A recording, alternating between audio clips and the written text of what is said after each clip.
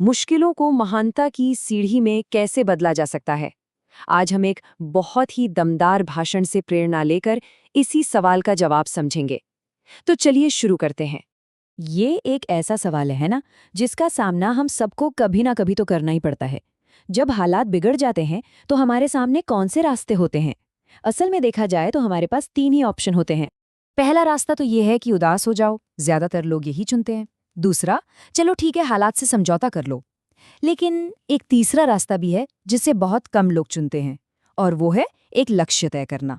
हाँ, इसमें तकलीफ थोड़ी ज्यादा होगी, लेकिन यकीन मानिए इसके बाद की जो जिंदगी है ना, वो सचमुच बड़ी मजेदार होगी।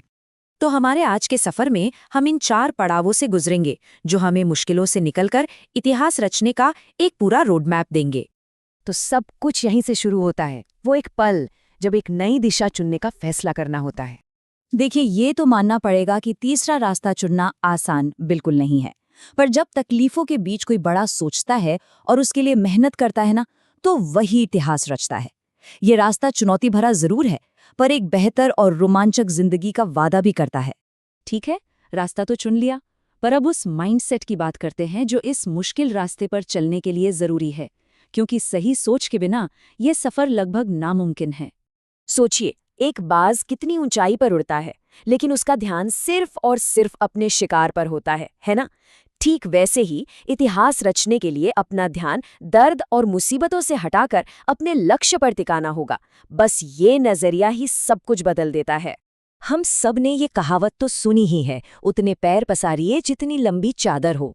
लेकिन सच कहूं तो ये सोच हमें छोटा बना देती है, हमें सीमित कर देती है।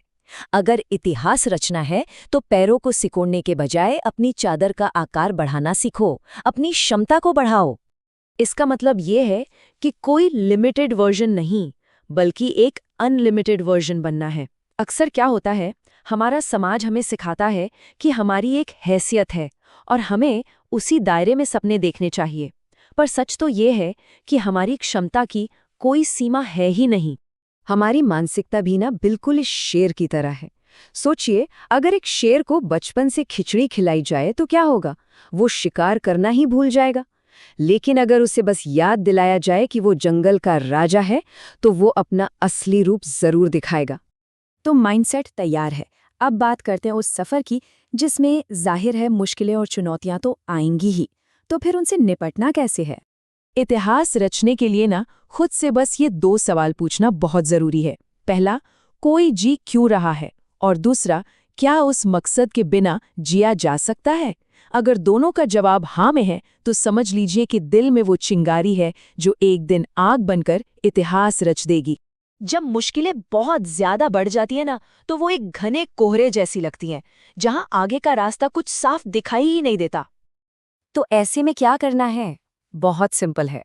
पूरी मंजिल के बारे में सोचना ही नहीं है, बस अगले 2 कदम बढ़ाने पर ध्यान देना है। जैसे जैसे 2 कदम आगे बढ़ेंगे, आगे का रास्ता अपने आप साफ होता जाएगा। तो सबसे जरूरी बात क्या है कि हर ठोकर से कुछ सीखना है, हर छोटी जीत से हिम्मत बढ़ानी है, आलोचना को ताकत की तरह इस्तेमाल करना है और नेगेटिविटी को अपने ऊपर कभी भी हावी नहीं होने देना है। और हाँ, अपने बुरे दिनों को कभी नहीं भूलना है। वो एक आईने की तरह है जो हमेशा याद दिलाते हैं कि कोई कहाँ से चला था और उसका असली मकसद क्या है। यह आपको जमीन से जोड़े रखता है। तो चलिए अब आते हैं सबसे आखिरी और सबसे पावरफुल हिस्से पर, जहां ये सारी बातें एक साथ जुड़ जाती हैं।